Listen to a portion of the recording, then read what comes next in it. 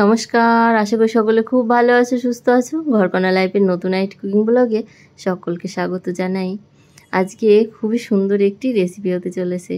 তামিলনাড়ুর ফেমাস একটি পায়েস তোমাদের সঙ্গে শেয়ার করব। এটা হচ্ছে সাবুদানা আর সিমইয়ের পায়েস। তো চলো রান্নাটা শুরু করি।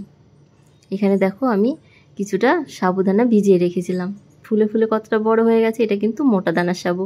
আর এখানে একটু কাজু বাদাম কিশমিশ কেটে রেখেছি। আর এটা দুধ, তো 500 ml মতো দুধ আছে। দুধটা একটু গরম করা, মানে জাল করে নেওয়া। একটা বড় কড়াইতে আমি দুধটা নিয়ে নিলাম। তো দুধটা ভালো করে কিন্তু একটু জাল করে নিতে হবে। আর এখানে আছে এই যে সিমই। তো সিমইয়ের পায়েস রান্না করব যেহেতু, তো ভাবলাম যে তোমরা কিন্তু এটা ফ্রাই করেও নিতে পারো, আর না হয় দোকান থেকেও কিনে নিতে পারো যেটা ফ্রাই করা সিমই থাকে। এখানে আমি সাবুদানাটা দিয়ে দিলাম দুধের ভেতরে, একটু জাল হোক। আর এদিকে আমি ওই আর একটা পাত্রে একটু জল নিয়ে তার ভেতরে আমি দিয়ে দিলাম গুঁড়ো দুধ। তো 1 প্যাকেট মতো গুঁড়ো দুধ আমি গুলে নিলাম। এটা একটু পাতলা হলে বেশি ভালো হয় খেতে, মানে সাবুদানার আর এই সিমইয়ের পায়েসটা। আর দেখো এই যে সাবুদানাগুলো উপরে ভেসে ভেসে উঠেছে, তো এটা কিন্তু সেদ্ধ হয়ে গেছে। এবার আমি এই গুলে রাখা দুধটা এর ভেতর দিয়ে দেবো। এটা কিন্তু খেতে দুর্দান্ত স্বাদ হয়। তোমরা একবার হলেও বাড়িতে এইভাবে সাবুদানার পায়েস রান্না করে দেখতে পারো। তো এখানে যে ফ্রাই করা যে সিমইটা ছিল, সেই সিমইটা দিয়ে দেবো।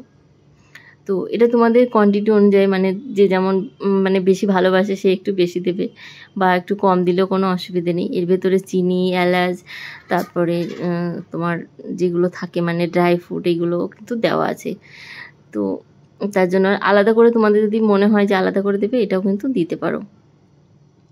এটা কিন্তু একদম ইজি, তার জন্য মানে একটু সময় কমের ভেতরে হয়ে যায়। এটা কিন্তু ফুটতে শুরু করেছে। এবার এইখানে আমি একটা ছোট তড়কা প্যানে একটু ঘি নিয়ে নিলাম। ঘিয়ের ভেতরে কাজু বাদাম আর কিশমিশটা আমি ভেজে নেব। একটু ড্রাই ফ্রুট দিলে বেশ ভালো লাগে খেতে। তো ড্রাই ফ্রুটটা একটুখানি ভেজে নিলাম। দেখো ওই যে ভাজা হয়ে গেছে। এবার কিন্তু এটা নামিয়ে নেব। আর এই সাবুদানার পায়েসের সঙ্গে এটা এবার মিশিয়ে দিতে হবে। এটা কিন্তু পায়েসটা রেডি হয়ে গেছে।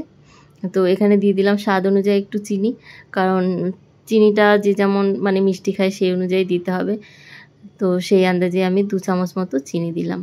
আর যে ফ্রাই করা যে সিমইটার প্যাকেট ছিল, ওই প্যাকেটে কিন্তু চিনিও দেওয়া থাকে, মানে রেডিমেড যেটা কিনতে পাওয়া যায়। এখানে দেখো এই যে ভেজে রাখা আমি ড্রাই ফ্রুটগুলো দিয়ে একটু মিশিয়ে নিলাম। ব্যাস, এটা কিন্তু একদম রেডি হয়ে গেছে। তো তোমরা দেখে বুঝতেই পারলো কতটা অল্প সময়ে রান্নাটা হয়ে গেল, আর খেতে কিন্তু খুব টেস্টি হয়। তো যারা যারা আমার ব্লগ দেখছো তাদেরকে অসংখ্য ধন্যবাদ জানাই। যারা নতুন আছে অবশ্যই কিন্তু চ্যানেলটা আমার শেয়ার করো, আর সাবস্ক্রাইব করে বেল বাটন ক্লিক করে অল অন করে রেখো, যাতে আমার ব্লগ ছাড়লে তোমাদের ফোনে নোটিফিকেশান পৌঁছে যায়। তো এই যে এখন বাটিতে সাজিয়ে নিচ্ছি। তোমরা দেখে বুঝতেই পারছো কতটা সুন্দর হয়েছে দেখতে, খেতে কিন্তু খুব টেস্টি হয়। যারা যারা আমার ব্লগ দেখছো তারা অবশ্যই কিন্তু কমেন্ট করে জানিও। আমি জানি অনেকে আমার ব্লগ দেখো, লাইক করো, কিন্তু কমেন্ট করো না অনেকেই। তো কমেন্ট করলে একটু ভালো লাগবে, আমার একটু মানে ভিডিও করার উৎসাহ পাবো। অবশ্যই তোমরা কমেন্ট করো, আর কোথা থেকে দেখছো আমার ব্লগ অবশ্যই কিন্তু জানাবে। আর কেমন লাগলো আজকের এই ছোট্ট রেসিপিটি অবশ্যই কিন্তু জানিও, অনুরোধ রইল।